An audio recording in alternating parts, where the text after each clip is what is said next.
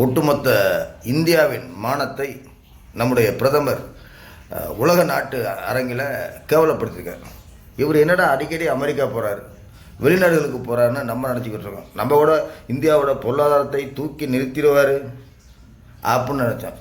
இவர் என்ன பண்ணியிருக்காருன்னா, ட்ரம்ப்புடன் சேர்ந்து எப்ஸ்டீன் அந்த பாலியல் குற்றவாளியோட கோப்புகளில் மோடியோட பேர் இருக்குது.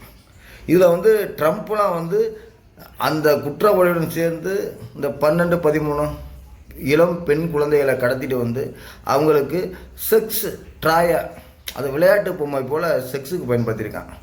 இதில் டாப் மோஸ்ட் உலக தலைவர்கள் எல்லாருமே அந்த எப்ஸ்டீன் ஃபைலில் இருக்காங்க. எல்லா பேரும் இருக்குது.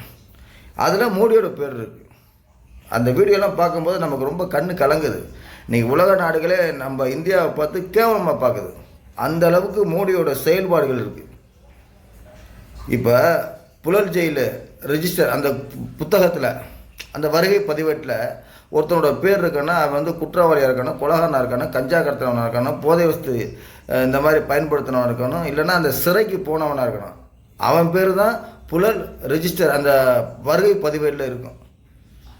அதுபோல தான் மோடியோட பேர் ஏன் எப்ஸ்டீன் ஃபைல் அவனோட எப்ஸ்டீனுங்கிற அவன் அந்த பாலியல் குற்றவாளியோட லிஸ்ட்டில் இருக்குது. அங்கே போயிருந்தால் தானே இருக்கும். இப்போ இது பூதகரமாக வெடிச்சிருக்கு. அந்த சின்ன குழந்தைகள் அந்த வீடியோ பார்க்கும்போது நமக்கு ரொம்ப கண்ணு கலங்க. நம்மளோட பேசக்கூடாதுன்னு நினச்சேன். அவ்வளோ கொடூரமாக செக்ஸுக்கு பயன்படுத்தியிருக்கானுங்க, உடல் உறவுக்கு பயன்படுத்தியிருக்காங்க. இன்னமும் சொல்லப்போனால் இங்கே இதை பார்க்குற பெண்கள் என்னை மன்னிக்கணும். அந்த பெண் குழந்தைகளுடைய அந்த உடலுறவு கொள்ளுகிற பெண் உறுப்பு இறுக்கமாக இருந்தால் அதுக்கான ரேட்டே தனியாக. இப்போ டாப் மோஸ்ட் உலக தலைவர்லாம் எப்ஸ்டீன் அவன் வீட்டில் போய் இதுக்குன்னு ஒரு தீவு எடுத்து அங்கே உலக தலைவருக்கு விருந்து வச்சுருக்கான் கடத்திட்டு வந்த குழந்தைகளை. எவ்வளோ ஒரு கொடுமை பாருங்கள். அவன் அமெரிக்கா சிறையில் மர்மமான செத்து போயிட்டான்.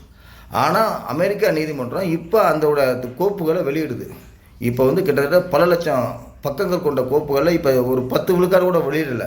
அதிலே உலக நாடுகள் அரண்டு போச்சு. உலக நாட்டு தலைவர்கள்லாம் இவெல்லாம் ஒரு பெரிய ஒரு மனிதனின் மறுபக்கம் பெரிய செக்ஸின் மிருகமாக இருந்திருக்கான். அதுவும் சின்ன குழந்தைகளை. இதில் மோடி பேர் எப்படி வந்துருச்சு என்பதை நம்ம உலக நாட்டுக்கு மத்தியில் இந்தியா ரொம்ப தரக்குறைவாக இந்த செயலில் அவமானமாக இருக்குது. இது மோடி ஏன் வந்துச்சு, அவர் பேர் ஏன் வந்துச்சுங்கிறத அந்த சங்கி கூட்டம் தான் விளக்கணும். நன்றி.